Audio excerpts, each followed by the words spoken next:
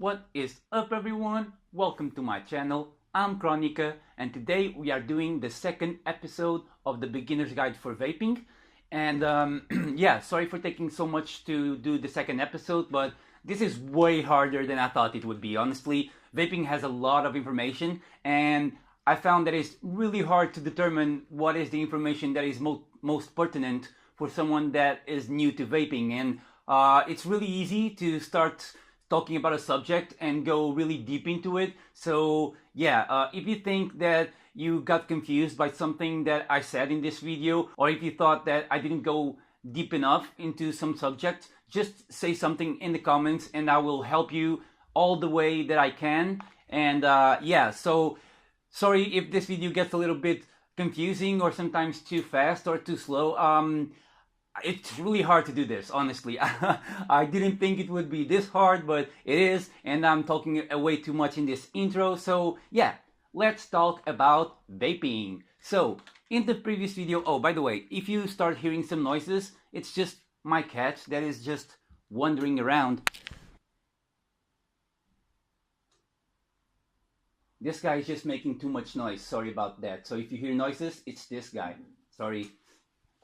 So recapping what we talked about last week. In the last week, we talked about beginner devices and pod systems, and I explained the most basic stuff that you need to know to start vaping with the most easy devices to use. And today we are getting into devices that are not that easy to use, just because you need to know more about vaping and more about components of vaping. So yeah, that's what we are going to talk today. But before we go into the close-ups, and I can show you a lot of things, I wanted to talk about airflow. So in the previous video, I did not talk about airflow, and airflow is a very important thing in vaping. So what is airflow? The airflow is basically the part that lets the air come into the resistance so you can basically vape. So in the previous video, I had a mouth to lung device, and most beginner devices are mouth to lung. And what does that mean? Mouth to lung is when you have a vape device that has a very restricted airflow, and instead of going directly into your lungs, the vape will remain in your mouth, and then you have to inhale and then exhale exactly how you would do on a cigarette. So those devices that we call mouth to lung, or MTL for short, those are devices that you would vape like you were smoking a cigarette. So that is what we call a mouth to lung device. And the mouth to lung happens because the airflow is really restricted, so not much air is going inside the device. Since the airflow is restricted, the vapor will stop in your mouth, and then you have to inhale it, exhale it, just like I said, exactly like a cigarette.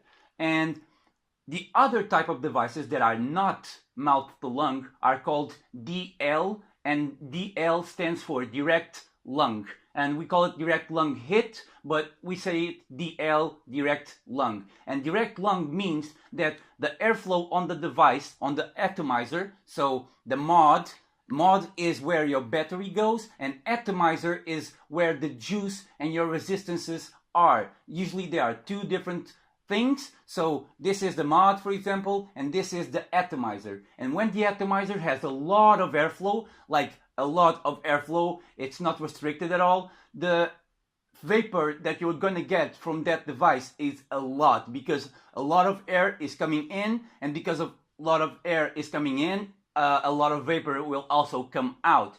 And yeah, I could say more about this. I could go into power and resistances values, but I'm going to talk about that in this video after this. So I'm just gonna leave that here, and I'm going to show you an example of something that is direct lung. So it means that this has a lot of airflow, so it's not restricted at all. So a lot of air goes in, and a lot of air goes into your mouth too. So yeah, I'm going to show you what happens when you have a device that has a lot of airflow. Basically, what is going to happen right now is this is like a weather control system, and the only function that this weather control system has is cloudy. That's the only option for weather control that you have. It's cloudy. I'm going to show you the clouds that this puts out.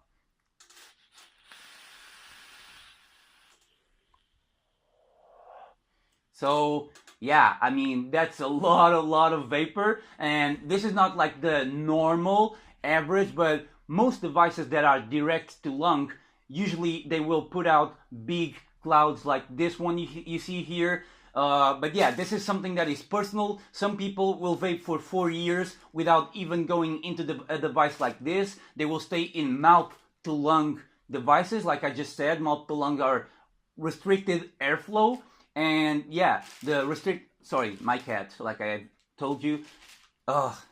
So yeah, basically airflow is the parts that the atomizer will let the air come in. That air will always pass through the resistances, and that will allow the resistance to not go too hot. If the resistance goes too hot, if you didn't have airflow, you wouldn't even be able to vape. Airflow is basically where the air goes in, goes through the resistances, so it picks up the vapor and the flavor of the liquid, and you just suck that in. So that is what airflow is.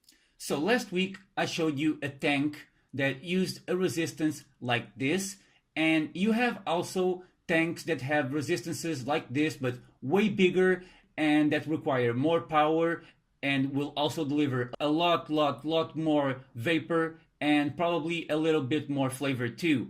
But today we are not seeing tanks that have this. Today I'm going to show you what is above that, at least in terms of complexity. So yeah, this is what we have to see today. We have two RTAs and two RDAs. The RTA means Rebuildable Tank Atomizer, and RDA means Rebuildable Dripping Atomizer. So as you can see, these ones on the left are tanks. So a tank is always something that can have juice inside, and the juice is just there until you vape it, basically. And a dripper does not have a compartment for you to store your liquid. So you will have to drop or drip e-juice into the coils or the resistances, and that's why we call them dripping atomizers.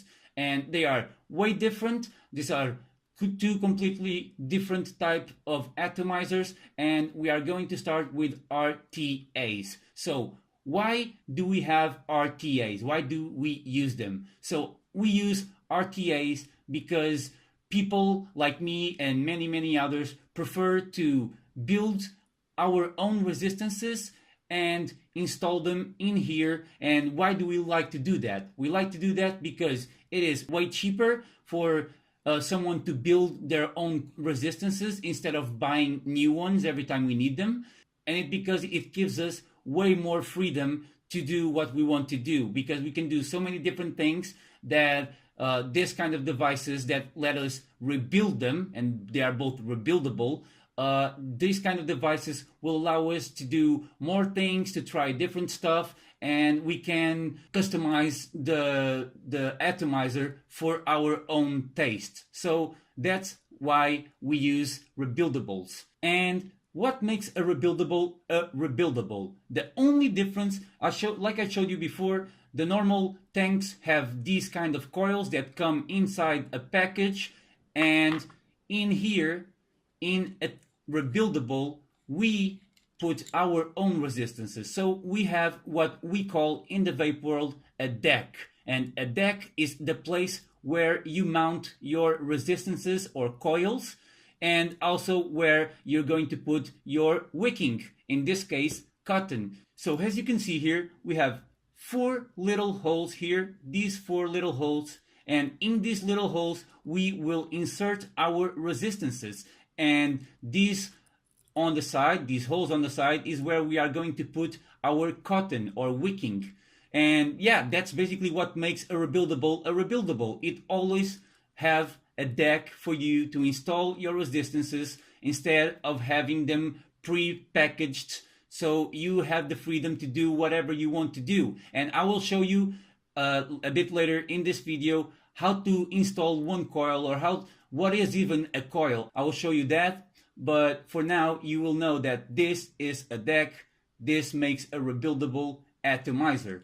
So this is 2 coils and the wicking, the cotton. So as you can see, resistances are basically wires, and the wires are rounded around a screwdriver like this. You pick the wire, you put it around the screwdriver, and you'll get a resistance like this. You only need wire, and you put your wire around the screwdriver, and you will make a resistance. And these are two resistances, as you can see. And like I said on my previous video, your wicking will always go inside or outside the resistance. But when it's you making your own coil, the wicking will always be inside, like you can see here. So basically, the cotton is all wet, as you can see, because the liquid comes in here, it soaks the cotton is also inside the resistances, and when the resistance heats up, it will vaporize the juice that is in the wicking, and that's how it works. And this is how it looks when it's built. So as you can see, we have a deck here like the one I showed you just now, and yeah, I used the little holes for me to put the resistance in, and the outside to put my wicking. And that's how a deck looks like when it's built. You can do so many different ways, and that's why we like to have rebuildables, because we can do it the way we want it to. And what you see on the rebuildable tank, you will also see in the rebuildable dripping atomizer. So as you can see, we have a deck. This one is a little bit different, and every RDA and RTA, they will always have differences. Some have major differences between them. Some are really close to one another. But yeah, this is one example. So in this case, you would put, for example, your coils here and here. The other one would go here and here. And you would go one on this side, one on this side. The wicking would go on each side like this. And yeah, that's basically the fundamentals for every rebuildable. You always have that. So as you can see, this one, it's really different from the other. The other had everything in the middle, and you put the resistances on each side. This one has the posts on the outside, and you put your resistances together in the middle. As you can see, two resistances, cotton going into each side, and yeah, and you put your juice through the drip tip. The drip tip, it's the top part. This is the drip tip. This is this. The drip tip is always the part where you put your lips around to suck on the mod, on the dripper in this case, and you would put juice through here. As you can see, the resistances are right there. You would pick your juice bottle and just drip liquid inside, and that's why we call them drippers. So now you may be wondering, how the hell do we make the resistances? So we make resistances through wire like this. As you can see, just a round wire on the spool, and that's how we make the resistances. We pick up this and we roll them around screwdrivers, and yeah, that's how we make resistances. It's really easy, and the type of materials that we mainly use are 4 different. Those are the main ones that we use. There are more, but these are the ones that are most used, and those are stainless steel, nichrome 80, nickel, and Kanthal. Kanthal 3 years ago was like the almost only used material, but nowadays we use a lot of nichrome, a lot of stainless steel, and a lot of Kanthal too. But yeah, as you can see, they come like this, or even you can buy some that already come installed, and these are not round wires. So we have the round wired resistances, or at least the wire, and we also have some exotic, what we call exotic coils. And the exotic coils, they are basically fancy coils that have a lot of different ways to make them. We mere mortals do not build them because they are really hard to make, so we purchase them. We purchase them just like this, and yeah, usually most people nowadays use resistances that are not round, not like this. This is just a round wire, as you can see there, just rounded. Here we have like one going into the outside of another. We have a lot of different things, like here, as you can see, this is not rounded, this is like a ribbon. So we have a lot of different type of resistances nowadays, but all of them work well, and it only depends on what you prefer. So you would have to basically try different resistances, see what you like the most, and you will certainly find the type of resistances that you would like to use. I'm going to show you how I make one simple resistance on a round wire. I'm just going to cut this here, and we pick up our screwdriver and we do this. 1, 2, 3, 4, 5. So we can do as many reps as we want. I have done like 6 reps on this one. This one, it's not pretty, but you can do how many reps as you want. I did 6 on this one. It's not looking pretty, but this is a resistance. See how long it took me to do it? Like 10 seconds. 10 seconds to make a resistance. That's how fast you can make a resistance. So it is really nice for people that just want to try different things and do their own thing. That's why we like rebuildables, because we can try, we can test, and we can discover a lot of things that we like just by rebuilding instead of buying pre-packaged coils. So yeah, that's just a little tiny coil here, and that's how easy it is for you to make one. I will show you how to install one.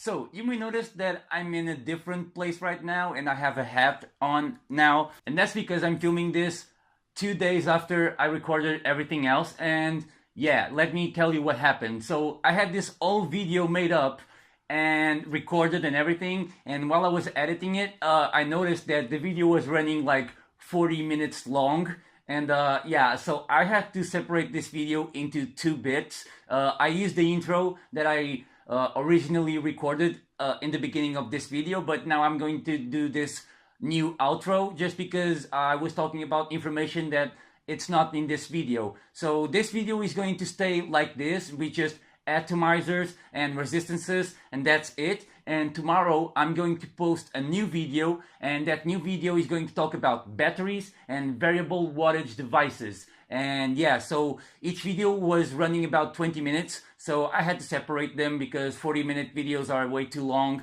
for someone to be watching from the beginning to the end.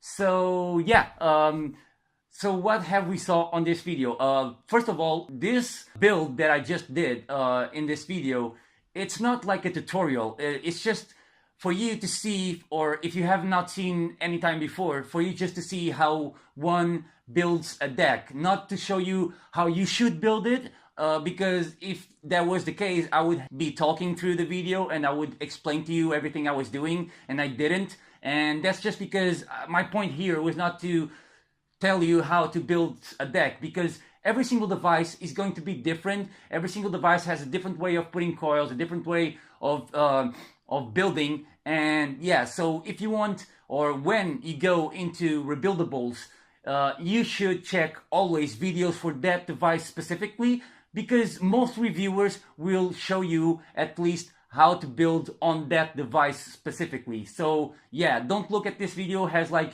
you should always do like this, because I don't even explain anything. I'm just building something. So yeah, recapping this video, we talked about airflow, atomizers, rebuildable tank atomizers, and rebuildable dripping atomizers, and I showed you more or less how we build the deck like that. And yeah, just for you to have a bare idea, not for you to be an expert about it, just so you know how we do it, just to show you how we do it. So yeah, like I said in the beginning, and I'm going to repeat probably more times in this part, if you have any doubts, if you have any questions, just put them down below. And yeah, so if this video was a little bit confusing in any way, because this was kind of confusing to do by myself, I thought this would be a bit not easier, but simpler to do, and I found out that it's really complex to find out what is the information that is most important for you to know, because there is so much information about vaping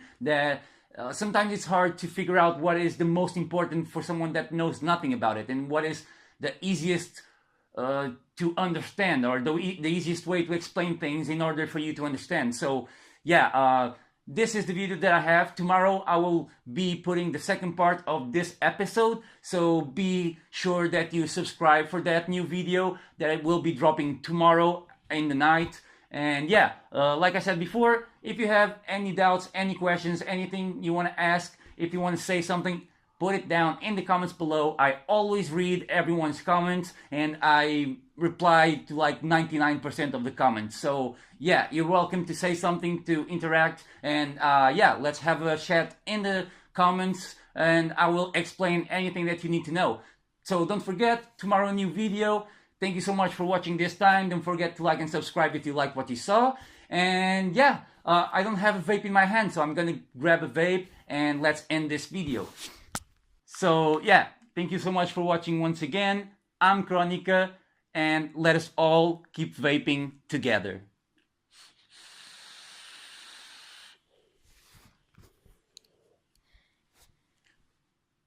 Pow!